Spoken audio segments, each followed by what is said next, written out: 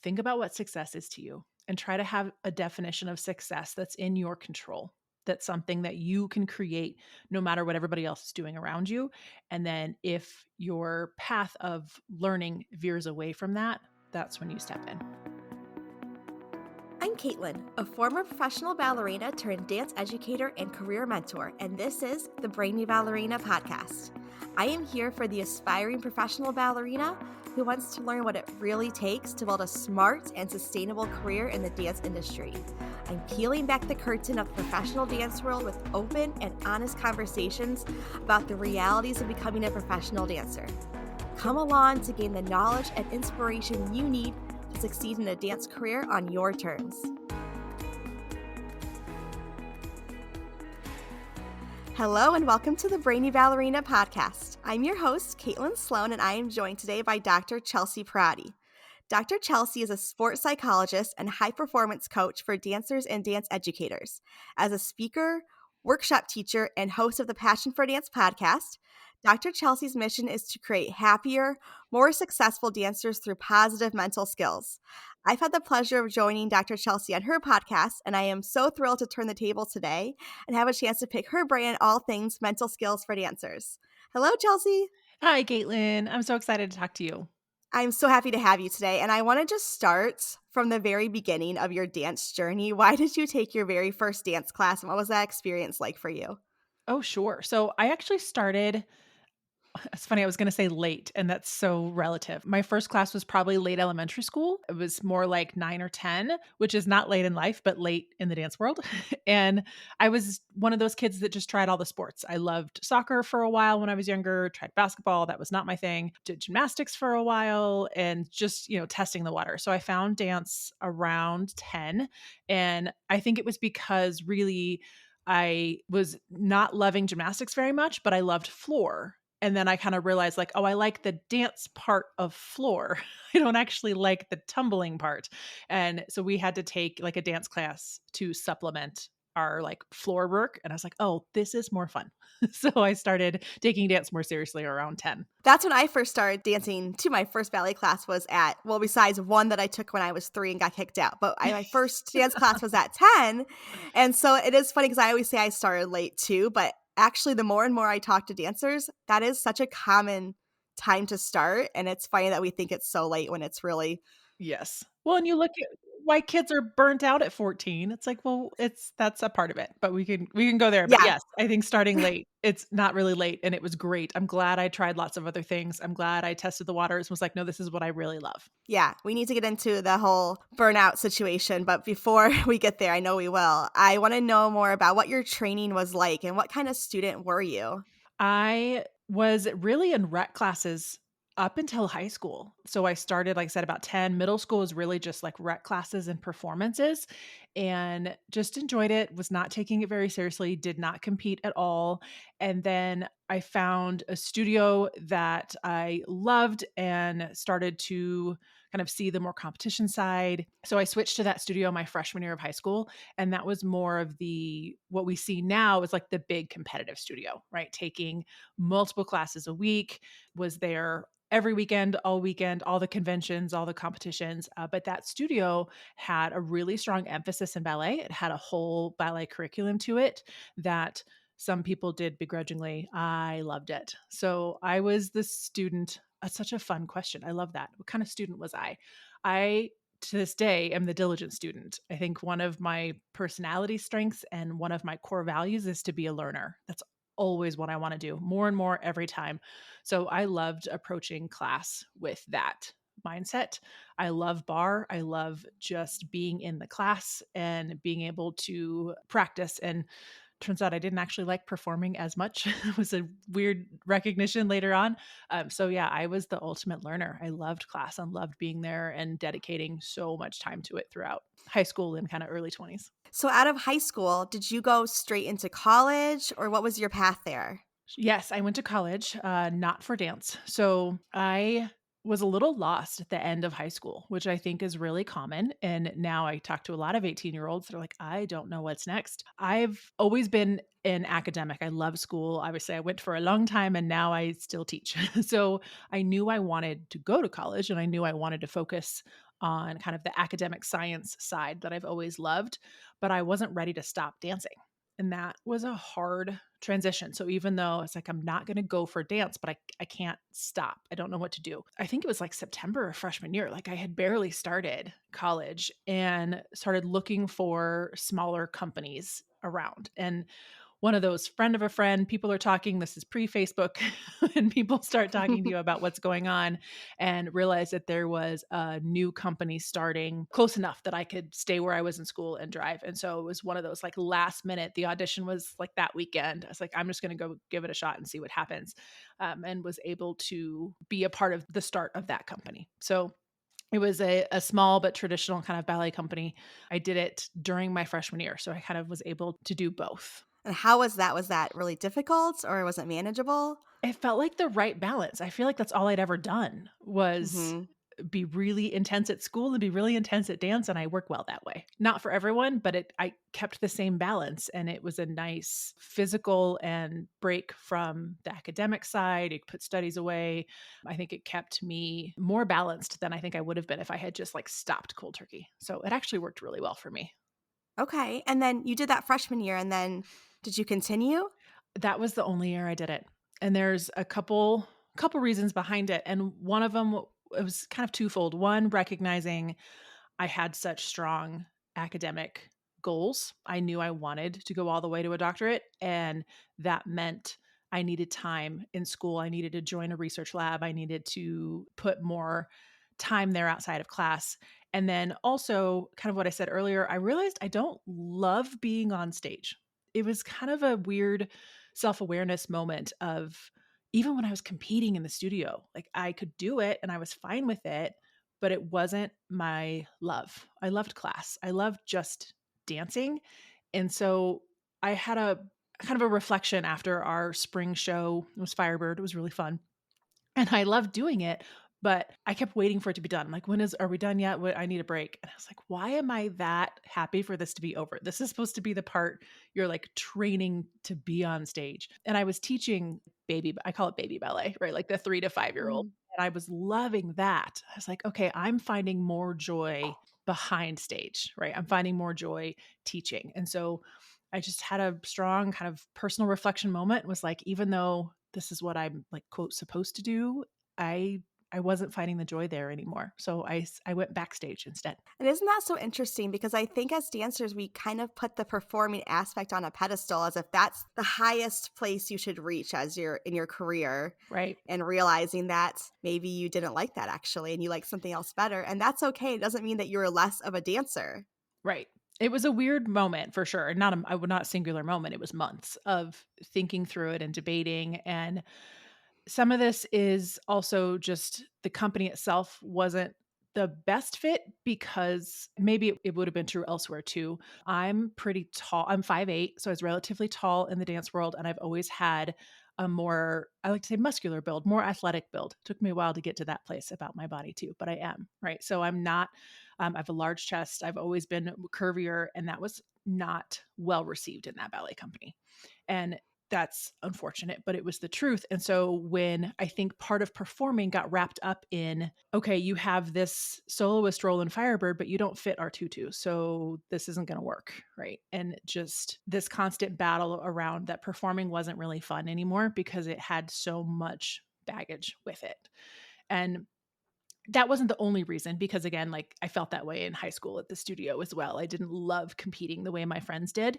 So I think it just was like the straw that broke the camel's back. I was like, nope, I don't feel good on stage. It's not bringing me joy. And even though I think 19-year-old me didn't have the language for that, I didn't totally understand it, but I knew that it was like, if I'm not happy, but like you said, that was the pinnacle. I was supposed to, I made it. And to this day, I love being able to say that I was a professional, but that's actually not the highlight of my career. That was like a 1-year blip thing that I'm glad I did and I learned a lot, but it's not been the pinnacle by any means. Yeah, exactly. Yeah. So you're in college and you're obviously very serious about pursuing your doctorate and all of this. And did you always think you would come back to marrying your academics with dance at some point? It happened when I was lost again.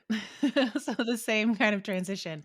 So no, I did not think I would be able to come back to it. I didn't know sports psychology was a thing until I finished my master's in more of like a clinical counseling psychology. I was just going the psych route. I was coaching dance, so I still had a little bit of dance more in like the high school world. My little sister was on the team, asked for help. I was like, I don't know what to do with this, but sure. So found coaching, but it was like parallel lives. Like I was the academic side and I had this coaching side, but they didn't ever blend. I had to hide them from each other, right? Like Hmm. when I got into my master's program, they were like, you can't have a job. There's too much that needs to happen. I was like, well, I'm gonna do this anyway. And just didn't tell anybody and made it work. So they were parallel and like could not cross. But when I finished my clinical master's and realized it's not what I wanted, and then I was kind of lost again. I was like, what do I do further on? I found sports psychology and had this huge aha of like everything came together. This is what I'm supposed to do. I can bring all of my love for psychology and positive psychology specifically into the dance world. And that's when it like really all clicked. But I was like mid 20s and I was like, oh, there it is. I found it. And again, that's still so young, Totally. Absolutely. Yes. but it feels like, oh, it took me so long to figure this out. But I Yeah. mean, what a beautiful thing to have that aha moment of, wow, this is what I was meant to do. And Right. It was a stressful few years, yes, but like you said, still very young to have found it and then now have been able to create a whole career that has my passions together. I think that is one thing that I've always admired about you. And I'm sure this is partially because of all of your education and experience and knowledge about this subject, but you are so self aware. And whenever you talk on your podcast or everything that you post, it always comes back to just this very high level of self awareness and taking the time to do reflection and coming back to, like you said earlier, is this making me happy? Is this meant for me? Yeah. I would love to hear. I know you said 19-year-old you probably didn't really have the language for that, but did there come a time when you were able to realize that you were doing it unintentionally and shift it to a more intentional practice? Yes, there is actually a very specific moment that I look back on as like, okay, that's when it clicked for me. And so I use the phrase now all the time, control the controllables. And it's become a huge part of my advice of there are certain things in your life you can control and things you can't. So again, didn't have that phrase, but it was in my early, yeah, mid 20s in my apartment, trying to decide what I was going to do next. And I had figured out that sports psychology was my thing. And I knew that's what I wanted and I was so happy for it. In my personal life though, I didn't want to leave the state. So my husband and I are actually high school sweethearts and so we had made these big career decisions together. So he was starting his career and so in the grad school world, you usually have to be open to going to whatever grad school takes you. Like there has to be a lot of options and being willing to move. And so I had this moment where I only applied to the one sports psychology program in my state that I could drive to. I was like, this is it. And I had this huge, like, what if I don't get in? I have done everything, but ultimately that's not in my control. I've done what I can to prepare for it. I think, I know I'm a good student. I know I would do well there, but you have to prove yourself on paper. Like that's hard to do. So I had a huge breakdown in my room, lots of tears, lots of emotions about like my future's in someone else's hands. And that doesn't feel good. I don't like that. And I think that was the shift for me of understanding the power of mental skills and understanding that I was going to be okay. Even if I didn't get in, I would find another path because I had done so much work to prepare for it that I was like, I know I will get my doctorate. It's just might not be this one path. If this certain school doesn't take me, I'll find another one. I don't know what it'll be, but it'll be okay. And being able to let go of that shifted a lot for me. And now it's so much of what I share with dancers that like you have to just do the work to be as prepared as possible. But ultimately there's things not in your control. But if you've done the work, then you can feel good about where you are and what you've prepared for and letting whatever is going to be next be next. So a lot of tears and emotion, but then got there. And that's so powerful for dancers because there is so much out of our control in this industry, from auditions to your contract to if you have a contract the next season, it always Yeah. feels like somebody else is kind of in the driver's seat of your career. And of course, like you said, there are some things that you can't control, but there are way more things you can control than dancers realize. And I think we sometimes give up that control because we're so used to it. We're so used to being in a classroom where someone always tells us the next step to do. We're given very specific instructions. And for a lot of us, that felt really good to me. I don't know. My brain really thrived on that, Me too. having specific instructions, and it's helpful. But I think to a certain point, I got so used to that I found it really difficult to make decisions. I Mhm. found it really difficult to speak up for myself. And so I'm wondering if you have advice for dancers who feel that way, that they don't quite know where the line is between liking being in a structured environment and having clear expectations, but also needing to know when it's their time to make a change, speak up, anything in Yeah. that realm. Oh, of course.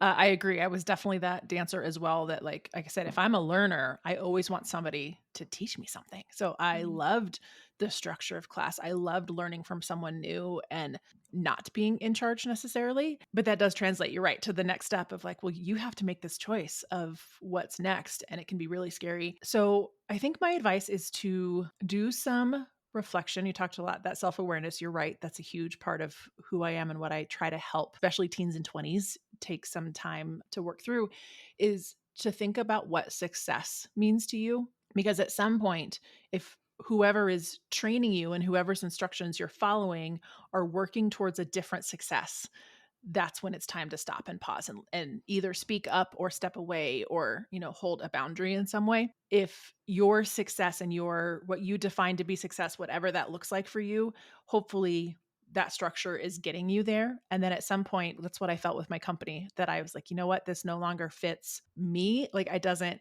celebrate what I want to celebrate, it doesn't support my sense of success. And so it was time to walk away from it.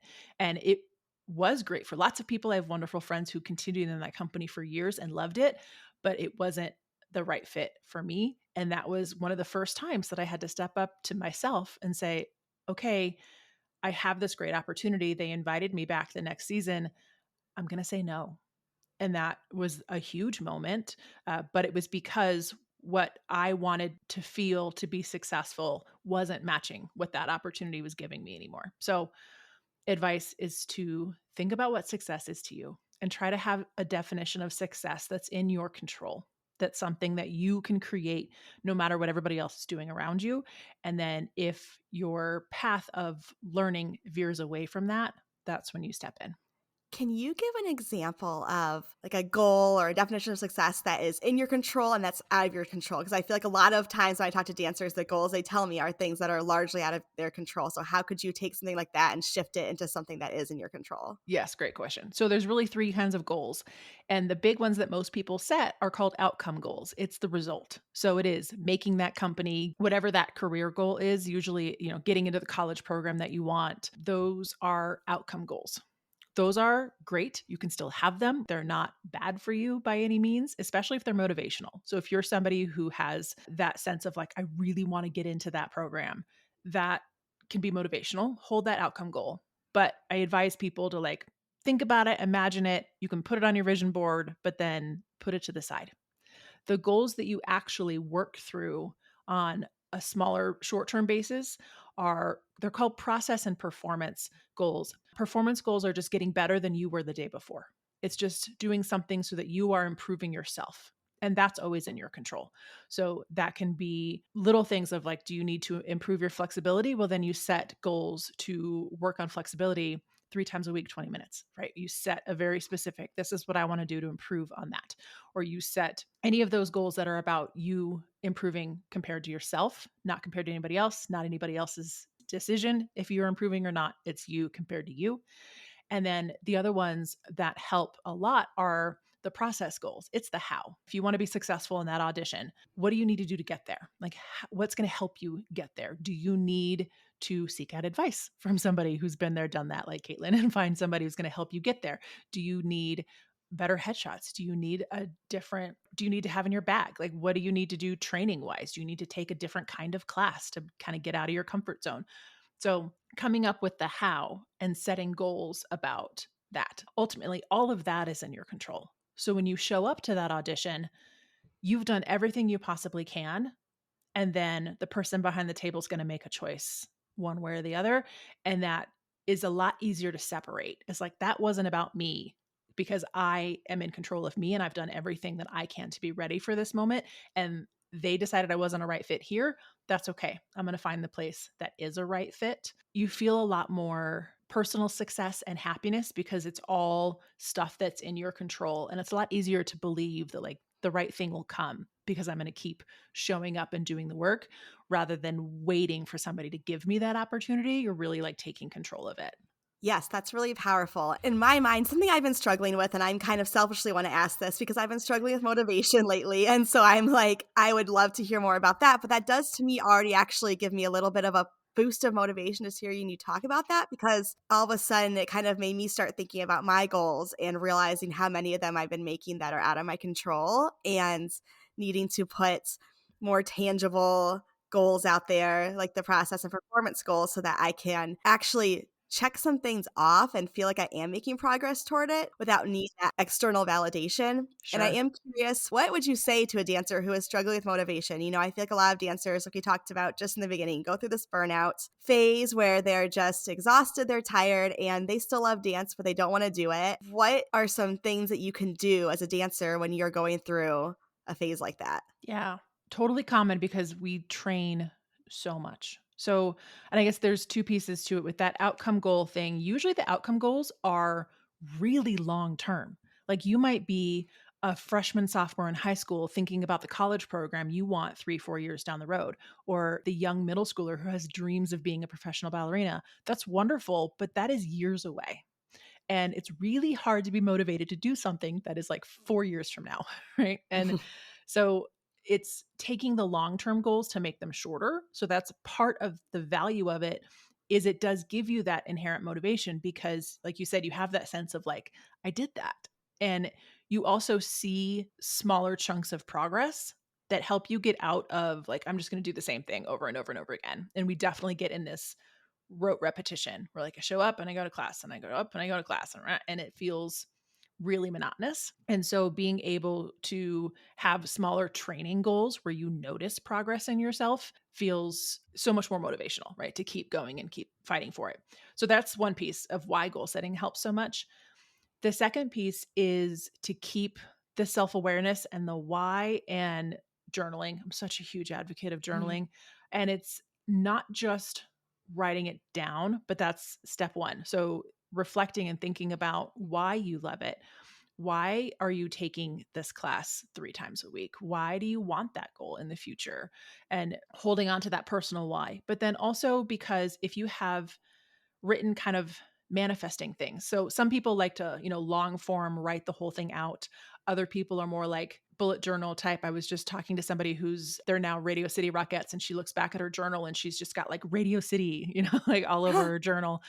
So it can be more like doodle style, more long form, but just putting out there what you want and why, so that when you hit those seasons where you are not feeling it, where it's harder to get through that, you go back to those journals and it is like, this is why. This is what I'm here for. So if you can't come up with it in the moment because you're sad, you're tired, you're sore, you don't want to right now, past you is there to remind you why it matters.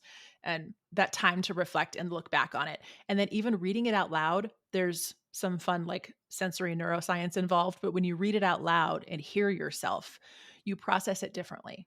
So giving you a chance to hear it and recognize like, oh, okay, this really does matter to me. Oh, you feel it differently. So not only journaling and writing it down, but then going back to it when you have those harder moments can make a huge difference. Yeah, that's really, really helpful. And I'm Yeah. curious because you've talked in both ways about finding these tools to help you keep going to harder moments, but also transitioning and deciding, no, this isn't for me. And so I think it can be really hard for dancers to know if it's just a phase they're going through, if they're just feeling burnt out and they need a little bit of a break and a boost in motivation to use some of these tools, or if it's like maybe it is time to transition. And are there any key things that you can turn to help you figure that out? Of course. So my go-to always is knowing your values. Mm. Understanding who you are and what you care about is the journey of your teens and 20s. So what's really hard is we need to rely on our values often in this ballet world where we're younger than others. Like we're not making these huge career decisions. We're like 16 trying to decide what's right. So that is really hard, but you can start that value work in high school, right? You can start to pay attention to it. They will shift and change as you get older. That's great, but it's knowing your core 4 or 5 values, what really matters most to you, and then dance should feed that. It should be a part of that. And so if you can start to recognize the difference of like, okay, this is burnout when it's still filling a purpose for you, it just needs a little break. But then you take that break and you have that sense of like, okay, now I'm not feeling fulfilled in this area anymore, right? Because that area is still there and you still want that. Versus having that break and stepping away for a little bit and realizing your values are all filled through other things now, and noticing it's Mm, like, okay, that actually isn't filling that for me anymore. And I think that's where, for me, as I said, one of my core values is learner that I couldn't articulate when I was 16, but I get it now, right? That's what ballet was no longer serving that. I didn't feel like I was growing and I wasn't enjoying the learning process there. I was loving the learning process when I started coaching. I was like learning how to coach was where I felt the fuel and where I felt the passion again. So I was still in the dance world, but I was learning how to teach other people, and so that value got filled elsewhere. So it's knowing your values, which is hard and takes some time, but so worth doing. There's not like a magic pill for that. It's self-awareness, it's journaling. You can Google like a values list. There's a bunch of them online, and just kind of doing the work of like highlight every single one that stands out to you and then narrow it down to your top 5 and then narrow it down to your top 3, like just try to slowly bring it in, and then having that be a foundation where you compare your emotions. Is this a momentary emotion? Is this a phase, like you said, that I need, but it's still fulfilling my values? Or has that shifted and they're now fulfilled elsewhere? that's really helpful. There is so much dancers need to learn as they pursue a professional dance career. It can be completely overwhelming. Where do you even start? With your intention. To me, this is the first step in defining success on your terms. Once you have an intention for your career based on your core values, you can begin to hone in on a strategy to make your goals a reality. But without it, you will always feel out of alignment, out of control, and ultimately unfulfilled in your career. So, how do you figure out what success means to you? With the Brainy Ballerina Intentional Career Handbook. This is not just your ordinary book. The Intentional Career Handbook walks you through everything you need to think about as you embark on your dance career. With over 50 guided question prompts, you will dive deep into determining what really matters to you in a dance career based on your individual core values. By the end of this handbook, you will not only be crystal clear on your goals, but in the mindset you need to make it happen. Tap the link in the show notes to download your copy today and start pursuing your dance career with intention. I want to kind of shift into talking about dance teams. I know you work a lot with high school and college dance teams, and I was on my college dance team Yeah. at Grand Valley State University. So I experienced both the ballet world and the dance team life, and they're very different cultures. Very, And yeah. so, yeah, and so I'm curious, with all the work you do with dance teams, what are some things that you think the ballet world could learn from successful dance teams? Oh, I love that question. I think for me, and same, experienced both worlds. What I got on the dance team side that I didn't always feel on the ballet side is the sense of true community and collaboration and teamwork. On the dance team side, you really need everyone. Everyone has a role on and off the floor. You are only your best selves when everyone shines. And that's true in ballet, but you don't get the same sense of community usually. And again, maybe it's different companies are going to feel different, but there's a lot more inherent hierarchy in the ballet world, right? Mm, As far as your actual titles and your roles, and that hierarchy makes it really hard to have a true sense of team and collaboration, where on high school and college teams, the most successful programs are rooted in this sense of everyone is contributing to our success. Some people do that from the front row, some people do it from the sideline, but everyone is contributing.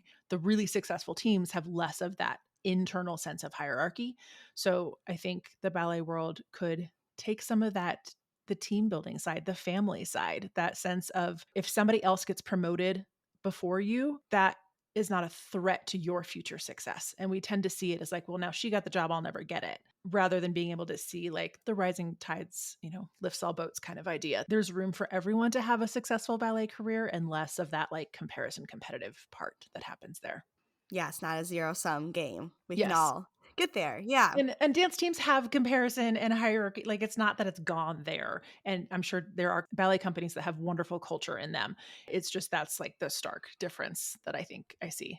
I agree. And so I wonder, I know you work a lot with coaches and have a lot of tools for building successful teams like that and building that community and culture. And I'm curious, what are some of the things that you really work with coaches on who want to improve that? And maybe we can use those things as well, as teachers, as directors to start to, because I think for a lot of us growing up in the ballet world, like you said, it's just not as inherent to the culture. I think a lot of directors are seeing the value in that and want to do it, but we just don't know how because we didn't grow up in that. We only know what we have learned. And so, what are some things we could do? Sure.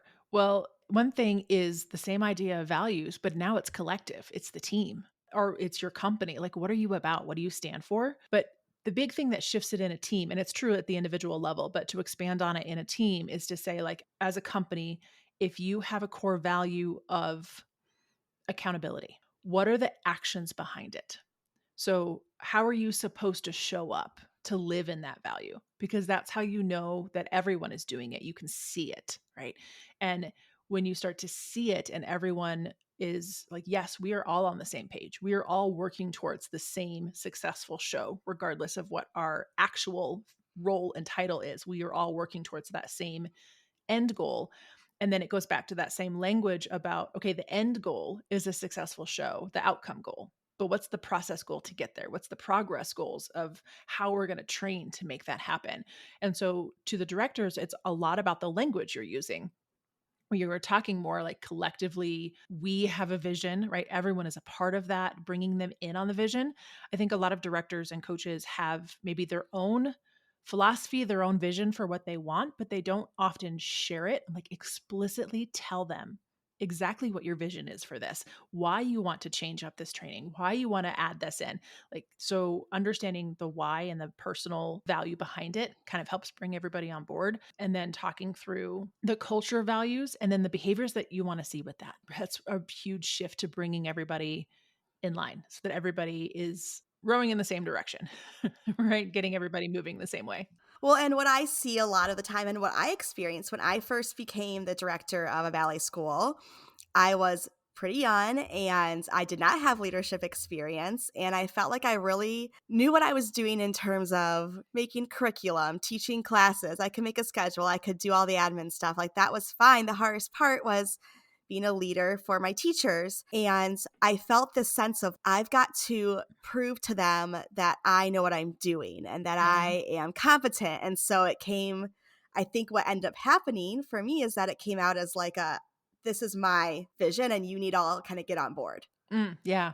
Even if I wasn't like explicitly saying that, instead of saying, hey, we are a team and let's all sit down together and talk about our vision for the school collectively. And I think the same thing you're saying, a lot of times it just comes as like a top down thing because we think if we want them to respect me, if I want to be taken seriously, I have to show that I'm a strong leader. Whereas I've learned now that strong leaders, it's almost the opposite. You've got Yes. to have your team talk to you and like have the buy-in from them because Yes. then we're all more invested in this goal because we've made the goal together as opposed to me saying, this is my goal. So can you please achieve that for me? Right. Absolutely. 100%. And so many of the best leaders, I think, like you lead from the back. It's not about being up front saying, come with me. Like you're in the back. And so being able to know for yourself what is your vision for your program or your school, but then, like you said, bringing everybody in to see what they want. We know one of the best ways to, or strongest sources of motivation, I should say, is a sense of autonomy, which is just means like personal control, right? That I can do things for myself.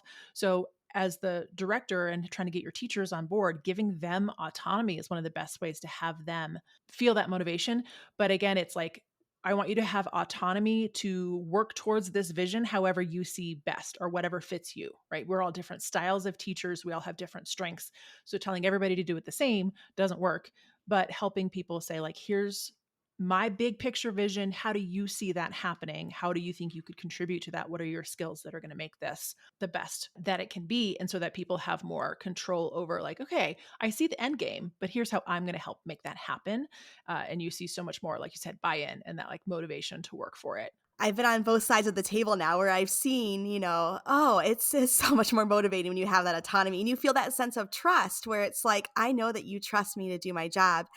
Not saying that I don't want feedback or that I don't want to be told if I need to work on something or something could change or improve, but also having that reciprocal trust where I'm also able to give feedback and we can have that conversation. It can be open instead of just feeling like you're just kind of a cog in the wheel. Like you are actually a very important driver of this Yeah, program. And it's so huge. it is. Absolutely. Being open to feedback is a huge piece of this and knowing that you're going to work together for whatever that end goal is going to be. But again, that you're open to, like, there's not one way to get there. So if you are able to work together as that community, you can see that. And that includes being able to be open and say, like, here's what I thought I was going to do. This isn't working so well. Let's work together to fix it and make it better. Yeah. I'm curious if you could just tell us when you're working with dancers, what are some of the biggest struggles you see in them reaching their goals? I know we've talked a lot about goal setting and I'm going backwards a little bit, but I just don't want to miss this part of it because I feel like we set these goals, we have our outcome, progress, performance goals now, or process and performance goals now, and then we're not hitting them, we're struggling. And what are some of the mindset things or mental skills that we're lacking when that's happening? Yeah, for sure. Part of what makes goal setting work is also learning the resilience, is learning how to say, like, oh, I didn't make progress today. That's okay. Right. And Mm, so a big part of mental toughness is understanding your emotions. So I think what makes a mentally tough dancer is the person who understands themselves to say, like, okay, I'm upset right now. I'm disappointed. Right. But I'm okay. Like, I'm disappointed, but I'm not depressed. Like, I'm disappointed or I'm sad, but that doesn't mean the end can't happen, right? Or it doesn't mean that it will never happen. Being more comfortable with, like, this is a little scary, or this is really challenging, or I'm not sure if this one's going to be okay, or I'm getting out of my box. And like, the more you push yourself to get a little out of the box, to be a little uncomfortable and to really go for it, you start to build that sense of resilience of, like, I went for it and I'm okay. Like, and even if, that audition did not go well, even if I didn't get that job, didn't get the role I wanted, like, but I'm okay. And like, the more you put yourself out there and work through it, the better, because no path to your goal is ever linear. We want progress every day. And people will say, like, just 1% better every day, which is fantastic and true and a great mindset. But the reality is, you can never be 1% better every day. You're going to have days that go backwards. So, knowing that is normal, there's nothing wrong with you when that happened. And the true mental toughness are the dancers who, it's like what you do after that that matters, right? It's how you handle that that matters. And that just comes from practicing handling that, right? From the littlest things that can be like a super challenging petit allegro combination that's driving you crazy, to the big company audition that means everything to you. But like, constantly testing that and pushing yourself just a little bit and being able to then sit and reflect and keep going every time. and that's a really hard thing Yeah, to it is do. for sure. And dancers, we tend toward that perfectionist personality. A lot of dancers I talk to struggle with that. And I think that also holds a lot of dancers back in this area because Yeah. not only are you dealing with the disappointing feelings of not reaching the goal and having to work through that, you're dealing with this realization that maybe you're not perfect, but you've always been expected to be. You've always, whether that was external or internal. Yeah. And I feel like that's something that dancers just really have a hard time overcoming. And to this day, I have a hard time with that, putting out anything that I don't deem to be perfect. And how do you draw that line between good work and perfect work? Right. Oh, you're right. It's the constant challenge. I think dancers are trained to perform in a way that feels perfect, or it's like our whole, especially ballet, is like about presenting everything being perfect and having the right aesthetic, whatever that aesthetic is, but making sure that it's done. There's proper placement for everything. Right. And Mhm. so if that's all you've ever known, it is really hard to pull back and be like, it's good enough.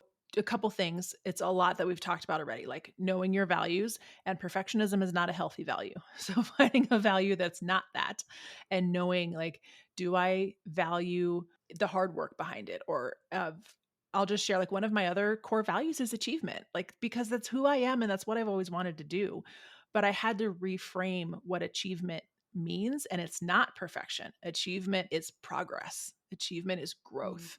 And so being able to shift that, where like I can still have this need to show up and have it turn out well and have it look good or feel good, but it's not perfect, it's growth. And so kind of shifting that sense of achievement, because I think that's what gets most answers is like I'm not successful unless it's perfect. And that goes back to what's in your control, because being perfect is not in your control and likely not going to happen. And then if you don't experience any sense of success, you're going to burn out and stop. So being able to see it as growth. And one little like practical thing, if you are somebody who constantly has those perfectionist thoughts, is forcing yourself to find the good sometimes. So even if it was like you come out of class, you're like, that class was terrible, and you have like the immediate thought right away, right? You get off stage and as soon as you're backstage, you're like, oh, I screwed that up.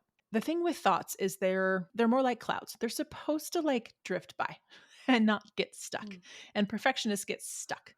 And so having that, you come backstage and you feel like, oh, I can't believe I screwed that up. You're like, oh, there's that really unhelpful thought. We're going to let that drift. What was something that was good today?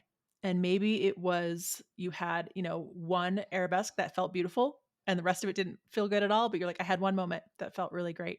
Or again, back to the progress goals, like was something about this performance better than the last one, even if it wasn't perfect yet? What was better? And trying to notice the unhelpful perfectionist thoughts, let them drift, and then go back to finding something good. Because I notice a lot of dancers have a hard time finding something good, because it's not how we're trained. Somebody just is constantly telling us what's wrong, right? That's all directors and teachers tend to do, is just tell you everything that's wrong and how to fix it, hopefully how to fix it. And as a dancer, it's hard to notice the good. That takes a lot of practice for people to notice the good and celebrate those small wins. Yeah, and a lot of dancers that I've seen believe that if they let themselves off the hook for having and making a mistake, then they're gonna just like backslide into doing terrible work, and it's just gonna be this downward spiral, and they're all of a sudden just going to be a terrible dancer. And it's like Right. it's very binary, and it's like that's not black and white. You can say it's Mhm. okay that that happened. It could just been like a one-off random thing. Sometimes you fall, sometimes you slip, sometimes things don't go well, or maybe it was something that consistently that turn hasn't been going well. So it's like, okay, maybe I do need to really get in the studio and work on that thing. I Right. can improve that. It's okay to say that wasn't my best, but I did do a lot of other great things. Yeah, absolutely. And I totally agree that there's that dancer that like feeling like a mistake or one slip is like, well, now everything's over. We call it catastrophic thinking, right? I had one little slip up and now it's gone and I'm terrible, right? And so sometimes there's that reality check to it, which is actually where journaling can help too. So if you are someone who has that, like, I screwed up and it was terrible, and you like write it all out and then you read it back to yourself, you have a pause of like, whoa, like that was dark. And like you realize kind of what you're really saying. You're like, that's not true. I'm not a bad dancer because I slipped on stage today or I fell out of that turn today. But being able to take mistakes as learning, I think that's a big moment. If you can take, like you said, okay, I made a mistake today. Maybe I messed up in the audition, maybe I messed up on stage, and it's upsetting. One, to like sit with that, and it's okay to validate that. You don't have to ignore it and be like, I'm upset. That's fair. You have every right to be upset if it didn't go the way you wanted. But what did you learn from that? And did you learn something about your preparation, right? Was there something like about your shoes that was different that you could have done better to prepare? Was there something about how you have been training in class that you want to change? Or was it a fluke that you can be like, you know what? That never happens. It was a fluke. I'm going to let it be. And I talk to a lot of dancers where when the mistake happens in like warm up, and then that like carries with you. You're like, now this is going to happen on stage because I just did it. Or when dancers say I'm having like an off turning day, I hate that. I'm like, that's not a thing. You don't have like an Mm. off day, right? You had one attempt that didn't go the way you wanted it to. And that's what I was talking about, those little challenges and those little sense of resilience, because then you start to say like, okay, I fell out of my turn in warm up. Why? I'm like, oh, well, I know if I don't squeeze my shoulder, if I don't use my shoulder blades in my back, I fall out.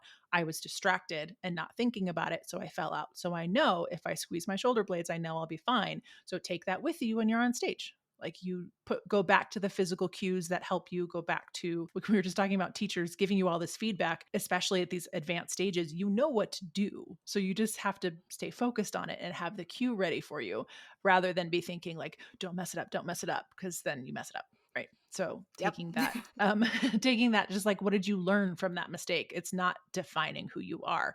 It's how you handle it and the growth from it that's going to matter. And you know what's very funny? Whenever I don't know, maybe there is some another word for this because I've learned so many amazing terms today, but I had this phenomenon, I suppose, where many times when I was given a good note, Caitlin, that moment was really great. I can almost guarantee I was going to completely botch it during the show.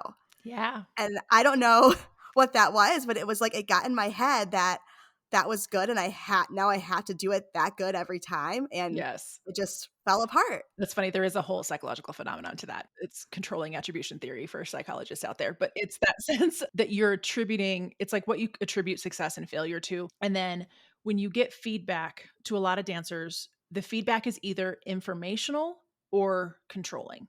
And that's not on the teacher, which is hard because as the teacher, you're like, I'm just trying to be supportive. I'm trying to be loving. Like, Caitlin, that was a Mhm. beautiful moment. And then the dancer can take that as information of like, "Ooh, I did that well. Yay. All right, I'm just gonna do that again." Or they take it as controlling of like, "Now I have to do it again." And that becomes a spiral. So it's totally, yes, it's a real thing. You're certainly not alone. Lots of teachers do that. It affects our motivation because when you have this like controlling sense of it, then it makes it hard to want to show up because you're so worried about it. It's how they interpret, how they perceive the information. It's not what you said, right? Because even if your teacher Mhm. was lovely and said a great thing Yeah. and then you just took it that way. So for dancers, it's back to that self-awareness and noticing when you do that, because usually the teacher didn't mean it to be controlling. They were genuinely trying to be kind and to be nice. And so noticing that as a dancer of like, they meant that in a good way. Like, I need to take this as information that my ability to perform this moment was actually well done. Like, that I am capable of performing well. That's all I needed to know. Like, let it go. And it's just an awareness of like shifting what that perception is, because yeah, we take it in as controlling. And I think it's really common in ballet because, again, of how much we're constantly given correction, it's hard to trust the good ones, even when they're real. Yes, I feel like those moments actually feel more uncomfortable than corrections. Like I Yep. can get a correction and I'm used to that, but someone telling me to something good, I'm very much wanting to deflect or like you Totally. said, go into that mindset and it's Yeah. hard to be like, "Thank you." Yes, and that's a good point. We do try to deflect it rather than sitting with it. And so if you notice that in yourself of like, again, that's the attribution part. Do you attribute that good moment to you as a dancer? Or do you Mm, attribute that good moment to this weird fluke thing that I just happened to do it right? And that's what we tend to do, right? We deflect the compliment, which means that good moment was a fluke, which means now I'm scared I can't do it again. Where if you attribute it to like, no, that wasn't a fluke. I am a good dancer. This is just telling me that like the reason I did well, I can attribute that to my training, to my ability as a dancer. So that will happen again in the next 30 minutes when I go on stage. Right. So it's that shift in mindset. We tend to say our failures are because of us, but our successes are a fluke. And it's being able to shift that. It's like our failures or our mistakes might be a fluke and you need to recognize when they are. And if they are in your control, then how do you learn from it? But your successes are also in your control. You don't get to have the punishing way of doing that. Like, you're only responsible for the mistakes. You're responsible for the success too. that was really helpful. That Good. was some good coaching, yes. Yes. Before we wrap up, this has been incredibly insightful and it all has been very full circle coming back to a lot of the same things again and again. And they are simple things that we need to put into practice. I think a lot of the controlling the controllables, the values, the journaling, coming back to the self-awareness. These are some of the key things that I've learned from this. And Yeah. I just want to know if you could give aspiring dancers one piece of advice, what would that piece of advice be? My go-to is usually around the values, because as an aspiring dancer, again, we were saying how young most of us are at the early part of this career, and you're still following what other people are telling you should do, which is normal as a teenager. But whether that's, are you doing something to please your ballet teacher, to please your parents? Again, sometimes it's ourselves. It's like 10-year-old you had a dream and 16-year-old you doesn't have the dream anymore, but it feels weird to change it. So knowing yourself, spending the time to really think about it, start to make your own sense of values that are about you so that you can filter your decisions through that. And that doesn't mean you don't still take advice, right? That's the goal, is to have a strong sense of self so that you can take advice from people you respect and love and who care about you, but filter them through your values and your sense of self and make your own decision rather than making something based on what everybody else thinks. And I won't sugarcoat that this is easy to do. This is a lifelong pursuit to understand your values and to continue to reflect and adapt and adjust, but you can start that work younger. Most people don't start it until they graduate college or they're like late 20s. They're like, oh, now I have to be an adult. It's like, but you can start it younger and create the path that you want that's in line with what you truly want. Yeah, I love that. Yeah. Can you tell everyone how to find you, how to work with you? I know you have a new program that you've just launched as well too. So if there's anything you want to share about that, we would love to hear it. Oh, thank you. I think the best place for people to get started is my podcast. I would love to have you over to listen. It's called Passion for Dance. It's everything mental skills for dancers. I have my own solo episodes explaining some of the concepts. I have guests on to talk about how they've applied them. And it's really for a lot of educators, like the dance teachers and coaches out there. But I have dancer bonus episodes where it's like to the dancer directly. So I'd love to have you listen wherever you get your podcasts, Passion for Dance. And then I'm on Instagram. I think that's another easy way to find me and get to see what I do. It's just dr.chelsea.pierotti. Amazing. Thank you so much, Chelsea. This was incredibly insightful, incredibly educational. I am leaving with a lot of tools that I needed, and I know that other dancers will as well. So thank you so Awesome. much. Sure. Thank you so much for having me, Caitlin. Thank you for tuning in to the Brainy Ballerina podcast. If you found this episode insightful, entertaining, or maybe a bit of both, I would so appreciate you taking a moment to leave a rating and hit subscribe. By subscribing, you'll never miss an episode, and you'll join our community of dancers passionate about building a smart and sustainable career in the dance industry. Plus, your ratings help others discover the show too. I'll be back with a new episode next week. In the meantime, be sure to follow along on Instagram at The Brainy Ballerina for your daily dose of dance career guidance.